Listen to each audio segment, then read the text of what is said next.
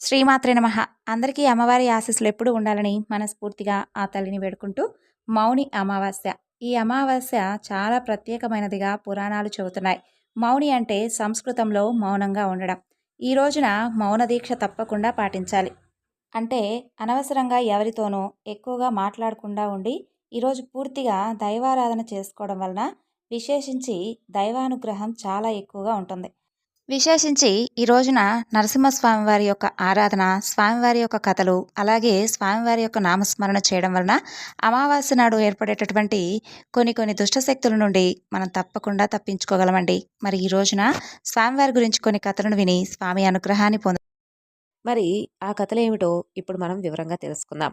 మనం పూజ చేసేటటువంటి పుష్పాలు ఈ రోజుకి స్వామివారికి నివేదించిన తర్వాత రోజు కూడా అది ఎంతో విపరీతమైనటువంటి మహిమ సంతరించుకుంటుందట. మరి ఆ యొక్క నిర్మాల్యానికి ఉన్నటువంటి మహిమ ఏపాటిదో ఈ కథ ద్వారా తెలుసుకుందాం.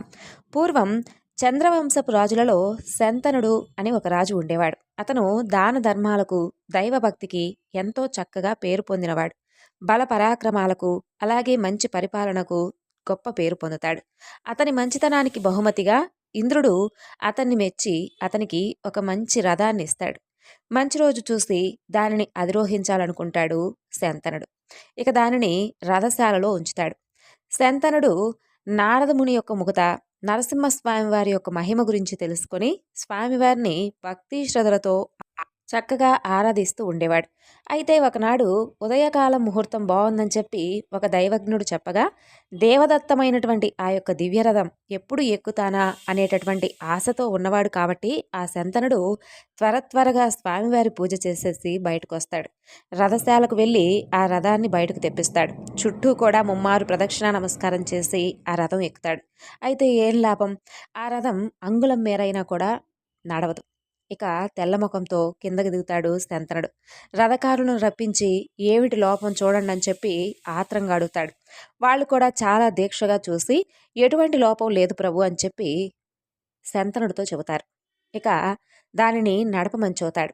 వారు ఎంతగానో ప్రయత్నిస్తారు, ప్రయోజనం లేకపోతుంది. ఇక ఏం చేయాలో అర్థం కాదు. శంతనుడి ఉత్సాహం నీరు కారిపోతుంది. వెలవెలలాడుతూ అంతఃపురానికి వెళ్ళిపోతాడు. అక్కడ దిగులుగా కూర్చుని ఇష్టదైవాన్ని స్మరిస్తూ ఉంటాడు. అప్పుడు అతని దగ్గరకు నారద మహర్షి వస్తాడు. శంతనుడికి చక్కగా ఈ విధంగా చెప్పబోతాడు. అప్పుడు శంతనుడు నారదుల వారిని చూసి స్వామి దయచేయండి అంటూ సవినయంగా ఆతిథ్యం ఇచ్చి ఆ యొక్క రథ వృత్తాంతం అంతా కూడా వివరించి చెబుతాడు. అప్పుడు నారదుల వారు ధ్యానంలో తెలుసుకుంటాడు. అందుకు రాజా, దానికి కారణం మరేమీ కాదు. రథ నిర్మాణంలో ఏ లోపం లేదు. నీవు స్వామివారికి నిన్న చేసినటువంటి పూజా పుష్పాలను బయట వేశావు కదా, బయటకు వెళ్ళడంలో వాటిని దాటుకుని వెళ్ళావు. నిర్మాల్యాన్ని ఎవ్వరూ కూడా కాళ్లకు తగలని విధంగా ఒక మూలగా వెయ్యాలి. వాటిని దాటడం వలన వచ్చినటువంటి దోషం నీ రథగమనాన్ని కొట్టింది. నీ మాటకేమిటి, నీకు రథం ఇచ్చినటువంటి ఆ ఇంద్రుడి కొడుకే ఈ విధమైనటువంటి ఆటంకం కలిగేటటువంటి పరిస్థితి ఏర్పడింది. ఆ కథ ఏమిటో చెబుతాను విను. ఒకప్పుడు అంతర్వేది అని ఒక చిన్న పట్టణం ఉండేది. ఆ పట్టణంలో రవి అనేటటువంటి ఒక మాలాకారుడు రకరకాల పూల దండలను రమ్యంగా అల్లుతూ మొదట అల్లినటువంటి దండలను చక్కగా ముచ్చటగా నరసింహస్వామి వారికి సమర్పించేవాడు. ఆ దండలు అల్లడంలో అతని భార్య కూడా గొప్ప నిపుణురాలు. ఇద్దరూ కూడా దండలు అల్లడంలో ఎంతో శ్రద్ధగా ఒద్దిక చూపుతూ ఉండేవారు. అయితే స్వామివారికి సమర్పించగా మిగిలినవి పురోహితుడికి, దేవపూజలు చేసేవారికి కొన్ని అంగడిలో అమ్మకానికి నిర్ణయించుకుంటూ ఉండేవారు. ఇక ఆ పుష్పమాలికల అమ్మకం వల్ల వచ్చేటటువంటి సొమ్ముతో కుటుంబ పోషణ జరుపుకునేవాడు. మరి రోజు కూడా పూదండలు అల్లాలంటే పువ్వులు సమృద్ధిగా ఉండాలి కదా, అందుకని చెప్పేసి పెరట్లో దూరంగా ఉన్నటువంటి తన సొంత నేలకు చుట్టూ కూడా ఎత్తుగా నలువైపులా ప్రహరీ కట్టించి లోపల పలు జాతుల పూల మొక్కలు, తీగలు నాటాడు. ఇంటిలో నుండి కేవలం ఒకే ఒక ద్వారం ఉంచేలాగా చేశాడు. పైనుండి మనిషి గాని పశువు గాని లోపలికి రావడానికి ఆస్కారం లేకుండా చేశాడు. మల్లె, మాలతి, జాజి, పొన్న, సురపన్న, చామంతి, అలాగే ఈ విధమైనటువంటి జాతులు ఎన్నో ఆ తోటలో ఉన్నాయి. దానికి బృందావనం అని పేరు పెట్టాడు. సూర్యోదయం అయ్యేసరికి కొన్ని పోస్తాయి, కొన్ని సాయం సంధ్యా సమయాన పోస్తాయి. ఆ మొక్కలకు, తీగలకు సమృద్ధిగా నీరుండాలి కదా. పెద్ద నుయ్యి తీయించాడు. దానికి ఏతం ఎత్తించాడు. నలువైపులా లోతుగా కాలువలు కల్పించాడు. తాను ఏ తాములో నీరు తోడుతూ ఉంటే అతని భార్య కాలువలు మారుస్తూ కొన్నిటికి చేదలతో పోస్తూ ఉంటుంది. ఆ తోటలో షష్ఠీ గడియల యొక్క పువ్వుల పరిమళం చక్కగా అంతా కూడా నలువైపులా పాకుతూ అటు పక్క నుండి వెళ్ళేవారికి ఆ గాలి ఎంతో హాయిగా అనిపించేది. వారందరూ కూడా రవిని ఎంతో చక్కగా మెచ్చుకుంటూ ఉండేవారు. అయితే అలా ఉండగా ఒక అమావాస్య నాటి రాత్రి కన్ను పొడుచుకున్నా కనిపించినటువంటి కటిక చీకటి తొలిజాము ముగిసే వరకు రవి బృందావన సంరక్షణలోనే గడిపి ఇంటికి వెళ్ళిపోతాడు. భార్య అరిటాకులు ఎదురెదురుగా వేసి ఆహార పదార్థాలు వడ్డిస్తుంది. ఇద్దరూ కూడా స్వామివారి కథలను చెప్పుకుంటూ భోజనాలు చేసి పడక గదికి వెళ్ళిపోతారు. తరువాత తొలికోడి కోస్తుంది. రవి నిద్రలేస్తాడు. దంతధావనం చేసి స్నానం చేసిన తర్వాత నరసింహస్వామి వారికి మేల్కొల్పు పాట పాడుతూ పువ్వుల బుట్టలు పట్టుకొని తోటలోకి వెళ్తాడు. పూల మొక్కలన్నీ కూడా స్వభావ విరుద్ధంగా కనిపిస్తాయి. దిగాలు పడి చూస్తూ నిల్చుని ఉంటాడు. ఏ మొక్కను కూడా ఏ తీగను కూడా ఒక్క పుష్పమైనా కూడా కనిపించలేదు. ఏదో గారడిలాగే ఉందే, నిన్న సాయంకాలం మొగ్గలన్నీ కూడా చూస్తే నింపుగా ఉన్నాయి. ప్రతిరోజు కూడా ఈ సమయానికే కదా వస్తున్నాను, బుట్టల నిండా పువ్వులు ఏరుకొని మరీ పోతున్నానే, ఇవాళ ఒక్క పువ్వు కూడా లేదు. ఎవరూ కూడా రావడానికి శక్యం కానంతగా నలువైపులా గోడ, ఇంటిల నుండి తప్ప తోటలోకి ప్రవేశించడానికి మరొక ద్వారం లేకుండా ఉందే. మరి పుష్పాలు మాయమైపోవడం ఏమిటి? ఇదేదో ఇంద్రజాలంలా ఉందే. ఈనాడు నా స్వామికి పూదండ సమర్పించలేనటువంటి దౌర్భాగ్యుణ్ణైపోయానే అనుకొని కళాకాంతి లేనటువంటి ముఖంతో ఇంటికి వెళ్ళి భార్యతో చెబుతాడు. ఒక్క పువ్వైనా లేకపోవడం ఏమిటి, వింతగా ఉందే అంటూ ఆమె కూడా వచ్చి చూస్తుంది. ఆశ్చర్యంగా వెనుతిరిగి వచ్చి నోట మాట లేకుండా నరసింహస్వామి వారి విగ్రహానికి సాష్టాంగ నమస్కారం చేసి పైకి లేస్తుంది. స్వామి, ఈ తప్పు ఎవరిదో కానీ తమరే సెలవివ్వాలంటూ ఒక్క మాట చదువుతుంది. బాగా తెల్లవారిన తర్వాత రవి తోటలోకి వెళ్ళి అక్కడక్కడ కొసామాసా ఉన్నటువంటి పుష్పాలు తెచ్చి ఇంట్లో ఉన్నటువంటి నరసింహస్వామి వారి విగ్రహాన్ని పూజించి ఏదో కాస్త తృప్తి పడతాడు. ఇక ఆ రాత్రి స్వామిని ప్రార్థించి రవి నిద్రపోతాడు. కొంతసేపటికి బాగా నిద్ర పడుతుంది. అర్ధరాత్రి అయి ఉంటుంది. కలలో స్వామివారు కనిపించి, విచారించవద్దు, ఈనాడు నన్ను పూజించినటువంటి పుష్పాలు తీసుకుని వెళ్ళి తోటకు అవతల వైపు వేసిరా, పుష్పాల కోసం వచ్చినటువంటి ఆ ఇంద్రుడు కొడుకు దొంగాటకం కట్టిపోతుంది అని చెప్పి స్వామి అదృశ్యమవుతాడు. ఇక రవి వెంటనే లేచి భార్యను కూడా లేపి వచ్చినటువంటి ఆ కథంతా కూడా కథంతా కూడా చెబుతాడు. ఇంద్రుడి కొడుక ఈ పని చేస్తుంది అంటూ ఆమె కూడా ఆశ్చర్యపోతుంది. ఇక రవి పూజాగృహంలోకి వెళ్ళి నిర్మాల్యం తెచ్చి తోటకు గోడ పక్కన చల్లి వచ్చేస్తాడు. అంతలో దివ్యరథం గంటల చప్పుడు, చంద్రబింబాల వంటి నొమ్మోములు చక్కగా ఒక దివ్యరథం అక్కడ ఆగుతుంది. ఆ రథం నుండి ఇంద్రుడి కొడుకొచ్చి గోడకు పక్కనే రథం దిగి లోపలికి దిగుతాడు. పువ్వులు కోసుకొని రథం ఎక్కబోతాడు. ఎక్కలేక కిందనే ఉండిపోతాడు. ఏమిటి వింత అంటూ సారథను అడుగుతాడు. రథానికి ఆ వైపున ఉన్నటువంటి సారథ అంతా కూడా పరికించి గోడ పక్కన చూసి, కుమారా, స్వామివారిని పూజించినటువంటి పుష్పాలు కిందున్నాయి. తమరు వాటిని చూసుకోకుండా తొందరపడి వాటిని దాటి రథం ఎక్కడానికి వచ్చేశారు. నిర్మాల్యాన్ని దాటినందువలన ఈ పని జరిగింది. ఆ దోషం పోవడానికి మీరు తిన్నగా కురుక్షేత్రానికి వెళ్లాల్సిందే. అక్కడ మునులు యజ్ఞం చేస్తూ ఉన్నారు. ఆ యజ్ఞం చూడడానికి దేశ దేశాల నుండి ఎందరో రాజులు వచ్చి ఉంటారు. ఇక వారు భోజనాలు చేసి వారు విడిచిపెట్టినటువంటి ఎంగిలాకులను తీసి అవతల పారవేస్తూ ఆ ప్రదేశం అంతా కూడా నీటితో శుద్ధి చేస్తూ ఉండు. ఆ విధంగా 12 సంవత్సరాలు చేస్తే ఈ నిర్మాల్యాన్ని దాటినందువలన వచ్చినటువంటి పాపం పోతుంది. దీనికి ఇదే పరిహారం అని చెబుతాడు సారథి. ఇక మేము అమరావతికి వెళ్తున్నాం అంటూ సారథి అప్సరస్సులను రథంపై ఎక్కించుకొని స్వర్గానికి వెళ్ళిపోతాడు. ఇక ఇంద్రనందనుడు కిమ్మనకుండా కురుక్షేత్రానికి సామాన్య మానవుడిలాగా వెళ్ళి అక్కడ 12 ఏళ్ల పాటు ఎంగిలాకులను తీసి పారేస్తూ ఆ భోజనశాల అంతా కూడా శుద్ధి చేస్తూ కాలక్షేపం చేస్తాడు. తరువాత పాప విముక్తుడై అమరావతికి తిరిగి వెళ్ళిపోతాడు. విన్నావా శంత మహారాజా, నిర్మాల్యాన్ని ఏ భగవంతుడికి సంబంధించినటువంటి దాన్నైనా సరే దాటకూడదు. వెళ్ళు, నువ్వు కూడా కురుక్షేత్రానికి వెళ్ళి అక్కడ యాత్రికులు భుజించి లేవగా ఆ ఎంగిలి విస్తర్లు తీసి అవతల పారవేస్తూ ఆ ప్రదేశం అంతా కూడా శుద్ధి చేస్తూ ఉండు. ఆ విధంగా 12 సంవత్సరాలు కనుక చేస్తే అప్పుడు నీవు పవిత్రుడివై తిరిగి వస్తావు. ఈ దేవదత్తమైనటువంటి రథం ఎక్కడం, అది నిరాటకంగా వెళ్ళడం అవుతుందని చెప్పి నారదుల వారు అక్కడి నుండి వెళ్ళిపోతారు. తర్వాత శంతనుడు కురుక్షేత్రానికి వెళ్ళి నారదుల వారు చెప్పినటువంటి పనిని 12 సంవత్సరాల పాటు చేసి పాప విముక్తుడై తిరిగి వస్తాడు. రథారోహణం, రథగమనం నిరాటకంగా జరిగి హాయిగా తన యొక్క రాజ్యాన్ని తాను పరిపాలించుకుంటూ ఉంటాడు. కాబట్టి ఈ యొక్క నిర్మాల్య లంఘన దోషం ఇలాంటిది అంటూ సూత మహర్షుల వారు భరద్వాజునితో చెప్పినటువంటి కథ ఇది. అమావాస్య నాడు నరసింహస్వామి వారి యొక్క కథల గురించి వినడం కూడా ఒక అదృష్టమేనండి. ఇప్పుడు మనం చెప్పుకోబోతున్నటువంటి ఒక పతివ్రత కథ కూడా స్వామివారికి సంబంధించినటువంటి కథే.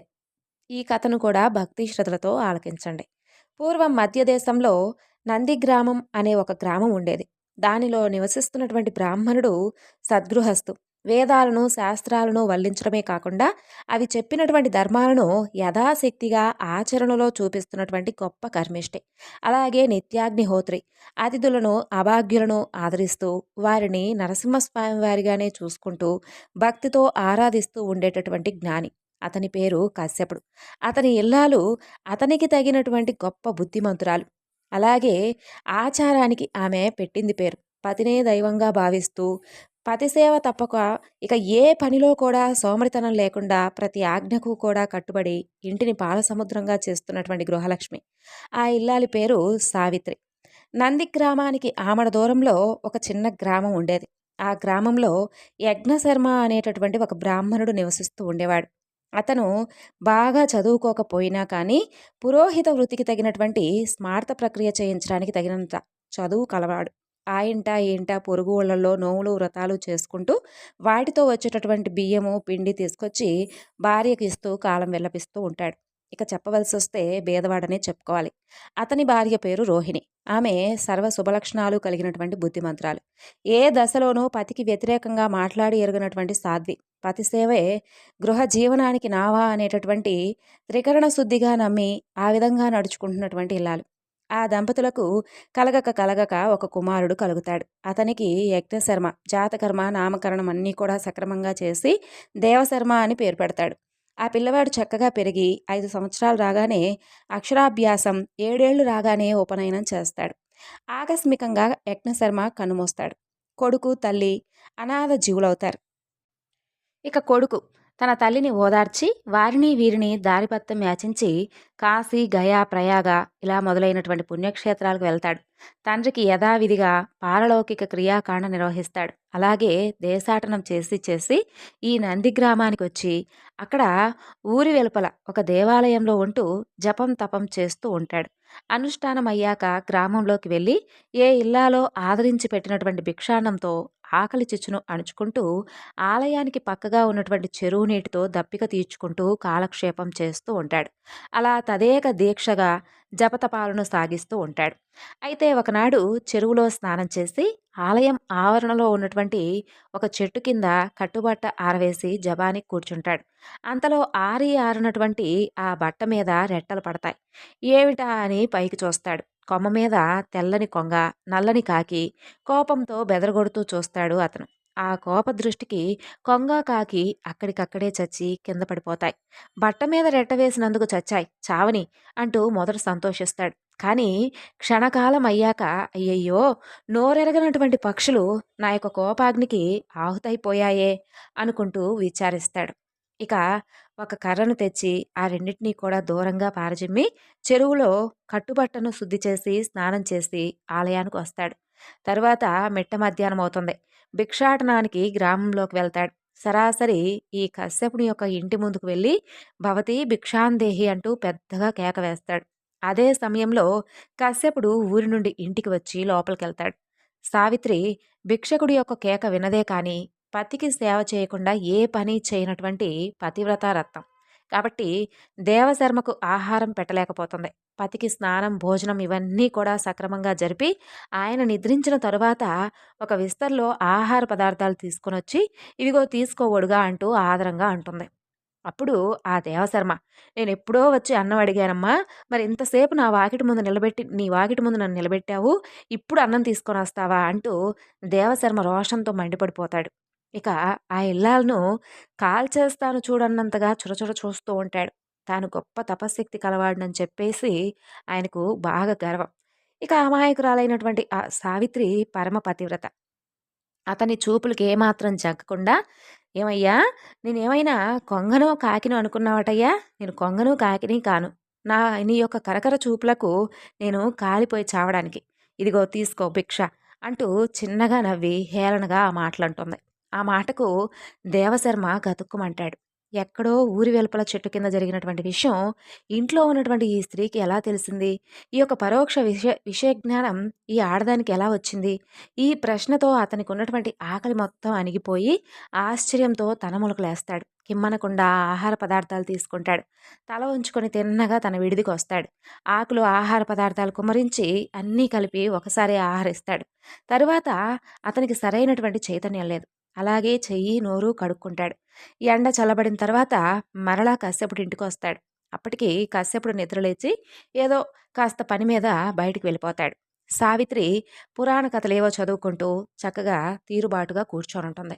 అమ్మా అంటూ కేక వినపడగానే తాటాకు పత్తం పదిలంగా కింద పెట్టి మెల్లమెల్లగా కలహంసలాగా అడుగులు వేసుకుంటూ వీధి వసారలోకి వస్తుంది. ఎదుట చేతులు జోడించి నిలుచున్నటువంటి బ్రహ్మచారి దేవశర్మ. ఏమిటి వడుగా మరలా వచ్చావు అంటూ ఆదరంగా అడుగుతుంది. అమ్మా మరి ఏమి లేదమ్మా, నాదొక చిన్న సందేహం. ఎక్కడో జరిగినటువంటి దాన్ని ఇంట్లో ఉన్నటువంటి నువ్వు ఏ విధంగా తెలుసుకున్నావు? అసలు ఎలా చెప్పగలిగావు? ఆ శక్తి నీకెలా వచ్చింది తల్లి? అది అడుగుదామని చెప్పి ఇందాక వచ్చానంటూ బెదురుతూ చెబుతాడు. ఇక ఓహో! అదా చెప్పనా? పతిని ఆరాధ్య దైవంగా భావించి ఎవరైతే సేవిస్తూ ఉంటారో ఆ భార్య నిజంగా పరమ పతివ్రతే. అది భార్యకున్నటువంటి ధర్మం. నేను ఆ ధర్మాన్ని ఏమార్చకుండా ఎప్పుడూ కూడా నెరవేర్చుకుంటూ వచ్చాను. దానివలన నాకు పరోక్ష విషయ జ్ఞానం కలిగింది. స్వధర్మం ఎంత కర్కశమైనా దానిని శ్రద్ధతో ఆచరించే వారికి అన్ని శక్తులు కూడా అలవడతాయి కదా! దానిలో ఆశ్చర్యపడవలసినటువంటి విషయం లేదు. ఇక నీ విషయం. నిన్ను నవమాసాలు మోసి దుర్భర ప్రసవ వేదన భరించి కానీ నిన్ను కళ్ళల్లో ఒత్తి పెట్టుకుని పెంచినటువంటి తల్లిని, పైగా అనాథను, నీపై ఆధారపడి ఉన్నటువంటి వ్యక్తిని గాలికి విడిచిపెట్టి నువ్వు ఇక్కడ చేసేటటువంటి జపము తపము అర్థం లేనటువంటి పనులు నాయనా. కన్న తల్లిని మించినటువంటి దైవం లేదు. మాతృదేవో భవ అనేటటువంటి శృతివాక్యం నువ్వు వినలేదా? విని మాత్రం ఏమిటి లాభం? ఆ మాతృదేవతను సేవిస్తూ ఉంటే అన్నీ నీకు తప్పక వశమవుతాయి. ఆ మాత్రం తెలియదా? సరే, తెలియక స్వధర్మ త్యాగివై ఏదో తపస్సు చేస్తున్నావు. తపస్సు, నీ తపస్సు వల్ల వచ్చిందేమిటి? ఆ కొంగను కాకిని చంపడం, అంతేనా? వెళ్ళు, బుద్ధి కలవాడవై ఇంటికి వెళ్ళు. తల్లిని శ్రద్ధాభక్తులతో సేవించు. అదే గొప్ప తపస్సు అనుకో. ముందుగా నీ కోపానికి బలైపోయినటువంటి ఆ పక్షులకు దహన శుద్ధి చేసి స్నానం చేసి తిన్నగా ఇంటికి వెళ్ళు. తల్లిని పోషిస్తూ ఉండు. నీకు యజ్ఞశర్మ అనే అతని కూతురు భార్య అవుతుంది. పోయి ఆయన్నడుగు. తరువాత మీకు ఒక కుమారుడు కలుగుతాడు. అతను మీ వంశకర్త అవుతాడు. ఆ తరువాత నీ తల్లి భార్య మరణిస్తారు. ఇంకేముంది? అప్పుడు నువ్వు యథావిధిగా సన్యాసాన్ని స్వీకరించు. ఆ నరసింహస్వామిని మనసా వాచా కర్మణ ఆరాధిస్తూ కాలక్షేపం చెయ్యి. జన్మాంతమందు నీకు విష్ణు సాయుధ్యం పొందేలాగా ఆ స్వామి నిన్ను అనుగ్రహిస్తాడని చెబుతుంది సావిత్రి. అన్నీ విన్నటువంటి ఆ దేవశర్మ, క్షమించు తల్లి, బుద్ధి వచ్చింది, ఇక పోయి వస్తానంటూ వెనుతిరిగి వచ్చి పక్షులకు దహనాదికం చేసి తిన్నగా స్వగ్రామానికి వస్తాడు. సావిత్రి చెప్పిన విధంగా మాతృసేవ చేసుకుంటూ గృహస్థుడై పుత్రుడు కలిగిన తరువాత భార్య తల్లి మరణించగా సన్యాసి అవుతాడు. నరసింహస్వామి వారిని నమ్మి ఆరాధిస్తూ జన్మాంతమందు విష్ణు సాహిత్యం పొందుతాడు. విన్నారా? స్వధర్మానుష్ఠానం ఎంత గొప్పదో! అలాగే జ్ఞానం అనేది లేకపోతే మనిషి మనిషి కాడు. ఆహారం, నిద్ర, భయం వగైరా మనుషులకు పశువులకు సమానంగానే ఆ భగవంతుడు ప్రసాదిస్తాడు. జ్ఞానం అనేది ఒక్కటే మనుషులకు ఎక్కువగా ఉంటుంది. అది లేనటువంటి నాడు మానవుడు కొమ్ములు తోకలేనటువంటి పశువు లాంటివాడు. సర్వశ్రేయస్సులను పొందించేది జ్ఞానం. తెలిసిందా అంటూ వ్యాసుడు చెప్పినట్లుగా సూత మహర్షుల వారు భరద్వాజుల వారికి చెప్పినటువంటి మరొక కథ. అప్పుడు ఈ కథంతా విన్నటువంటి భరద్వాజ మహర్షి సూత మహర్షుల వారిని ఈ విధంగా అంటారు. మహర్షి, చాలా అంటే చాలా గొప్ప కథలను చెప్పారు. ఇంకా మీరు చెప్పినటువంటి ఈ కథల్లో నరసింహస్వామి వారి యొక్క కథలు చాలా అంటే చాలా అద్భుతంగా ఉన్నాయి. స్వామివారి నామస్మరణ అలాగే స్వామివారి లీలలను ఎవరైతే స్మరిస్తూ ఉంటారో, ఎవరైతే ఎదుటి వ్యక్తికి వినిపిస్తారో వారు కూడా అదృష్టవంతులే కదా! కాబట్టి నేను కూడా ఎంతో అదృష్టవంతుణ్ణి. మీ ద్వారా స్వామివారి గురించి తెలుసుకున్నటువంటి లీలలను విని నేను కూడా విష్ణు సాయుధ్యాన్ని పొందుతాను అని ఎంతో సంతోషంగా ఆ మాట అంటారు. ఇంకా మరికొన్ని స్వామివారి కథల గురించి తెలుసుకుందాం. పూర్వకాలంలో అవంతి అనే నగరంలో కృష్ణపట్నంలో అనంతాచార్యులు అనేటటువంటి అర్చకులు ఉండేవాడు. ఆ ఊరిలో నరసింహస్వామివారి దేవాలయంలో స్వామివారిని సేవించుకుంటూ కాలం గడుపుతూ ఉండేవాడు. అతని భార్య పేరు సుమతి. ఆమె కూడా స్వామివారి పట్ల ఎంతో భక్తి కలిగి ఉండేది. అలా ఆ దంపతులిద్దరూ కూడా అన్ని విషయాల్లోనూ సంతోషంగానే ఉన్నప్పటికీ, వివాహం జరిగి 12 సంవత్సరాలు దాటిన తర్వాత ఇంకా సంతానం కలగకపోవడం వలన వారు ఎప్పుడూ కూడా ఆ విషయం పట్ల బాధపడుతూ ఉండేవారు. రోజూ కూడా స్వామివారిని సంతానం విషయం గురించి ప్రార్థిస్తూ ఉండేవారు. అలా కొంతకాలం జరగగా భక్తవత్సలుడైనటువంటి ఆ స్వామికి ఒకనాడు వారిని చూసి జాలి కలుగుతుంది. అనంతాచార్యుల వారికి కలలో కనిపించి ఇలా చెబుతాడు. "ఓ ఆచార్య పురుషా! మీ దంపతులు రోజూ కూడా నన్ను ఎంతో నియమనిష్టలతో కొలుస్తూ ఉండడం నాకెంతో ఆనందాన్ని కలిగించింది. మీకు త్వరలోనే పండంటి కుమారుడు కలిగే మార్గం గురించి చెబుతాను వినండి" అంటూ ఇలా చెప్తాడు. "ఓ భక్తా! నీవు నరసింహస్వామి వారి యొక్క వ్రతాన్ని ఆచరించు. ఆ యొక్క వ్రత ఫలితంగా నీకు తప్పకుండా సంతానం కలుగుతుంది. ఆ వ్రతం చాలా సులభతరమైనది. రేపు ఉదయం ఈ ఆలయానికి విశ్వనాథుడు అనే ఒక భక్తుడు దూరదేశం నుండి వస్తాడు. అతను నా ప్రియ భక్తుడు. ఈ వ్రత విధానం అంతా కూడా నీకు వివరంగా చెబుతాడు. ఆ ప్రకారంగా ఈ వ్రతాన్ని ఆచరిస్తే త్వరలోనే నీకు సంతానం కలుగుతుందని చెప్పి అంతర్ధానమవుతాడు స్వామి. తరువాత అనంతాచార్యుల వారు ఉదయం లేవగానే తన భార్య సుమతికి అతనికి కల అంతా కూడా వచ్చినటువంటి ఆ కథ విషయం అంతా కూడా చెబుతాడు. ఆమె కూడా ఎంతో సంతోషిస్తుంది. ఇక దంపతులిద్దరూ కూడా రోజు కంటే ముందుగానే నిత్యకృత్యాలను తీర్చుకొని ఆలయంలోకొస్తారు. స్వామివారికి సుప్రభాతం అర్చన పూర్తయ్యే సమయానికి ఒక ముసలి బ్రాహ్మణ భక్తుడు వచ్చి అక్కడ ఉన్నటువంటి భక్తులతో పాటు నిల్చుంటాడు. నివేదన పూర్తి కాగానే అనంతాచార్యుల వారు అక్కడ ఉన్నటువంటి భక్తులందరికీ కూడా ప్రసాదం పంచిపెడుతూ ఈ ముసలి బ్రాహ్మణుడి వద్దకు వస్తాడు. ప్రసాదం తీసుకున్నటువంటి అతని ముఖంలో చిరునవ్వు కనిపిస్తుంది. రాత్రి స్వామివారు చెప్పినటువంటి విశ్వనాథుడు ఇతనే అయి ఉంటాడని చెప్పి అనంతాచార్యుల వారికి అనిపిస్తుంది. ఇక వెంటనే అప్పుడు ఆ భక్తుడు తనను విశ్వనాథుడిగా పరిచయం చేసుకొని అనంతాచార్యుల దంపతులను దగ్గరకు పిలిచి, "ఓ భక్తులారా! మీరంటే స్వామివారికి ఎంతో ప్రియం. మీకు ఆ స్వామి అనుగ్రహం అతి త్వరలోనే తప్పకుండా దక్కబోతుందంటూ దీవిస్తాడు. అప్పుడు ఆ దంపతులు విశ్వనాథునికి నమస్కరించి, "స్వామి, మీకివే మా నమస్కారములు. రాత్రి స్వామివారి కలలో చెప్పినటువంటి విశ్వనాథుడు అనేటటువంటి భక్తుడు మీరేనని చెప్పి తెలుసుకున్నాం.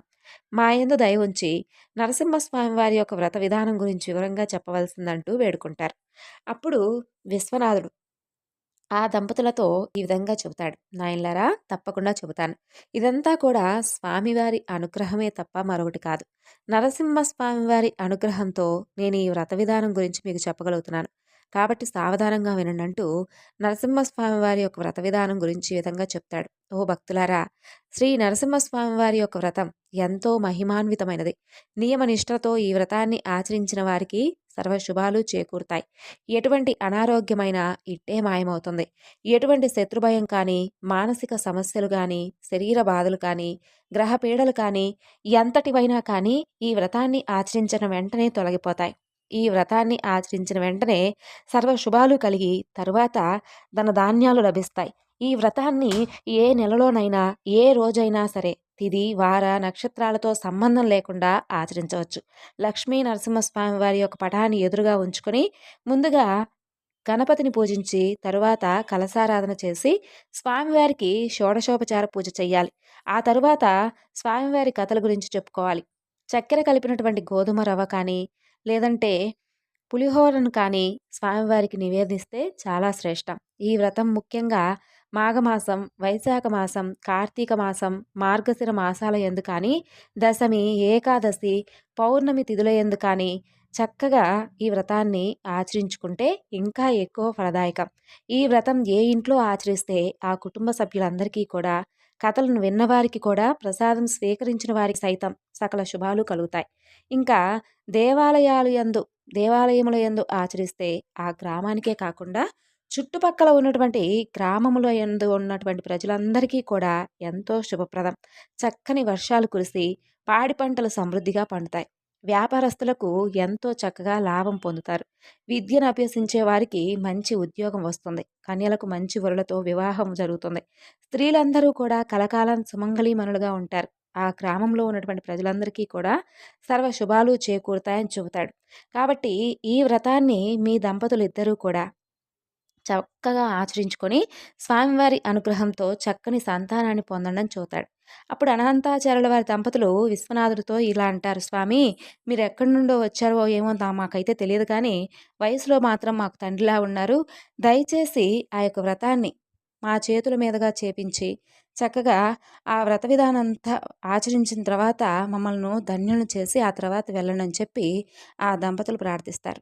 అప్పుడు ఆ ముసలి బ్రాహ్మణుడు అలాగేనని చెప్పి అంగీకరిస్తాడు. ఆ విధంగా అనంతాచార్యుల దంపతులిద్దరూ కూడా ఎంతో భక్తి శ్రద్ధలతో స్వామివారి వ్రతాన్ని ఆచరించి స్వామివారి అనుగ్రహంతో చక్కని కుమారుని పొందుతారు. ఆ దంపతులిద్దరూ కూడా స్వామివారిని ఎప్పుడూ కూడా మర్చిపోకుండా కలకాలం స్వామిని సేవించుకుంటూ సుఖ సంతోషాలతో జీవించి చివరికి ముక్తిని పొందారు. విన్నారు కదండి, స్వామివారి గురించి చెప్పుకున్నటువంటి కథలన్నీ కూడా మీ అందరికీ నచ్చాయనుకుంటున్నాను. మరొక చక్కని వివరణతో మరలా కలుసుకుందాం.